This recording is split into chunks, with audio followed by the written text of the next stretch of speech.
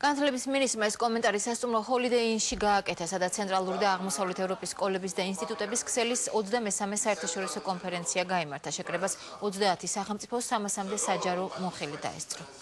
არის ძალიან მნიშვნელოვანი, რომ ეს ყველაფერი ტარდება თბილისში.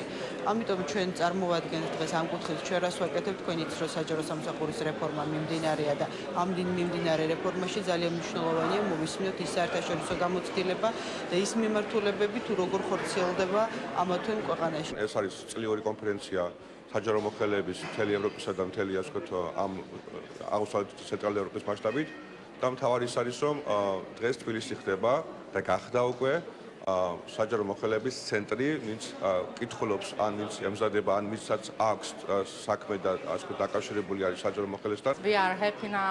მოხარული ვარ, რომ 23-მე ყოველწლიურ კონფერენციას თბილისში ვესწრები.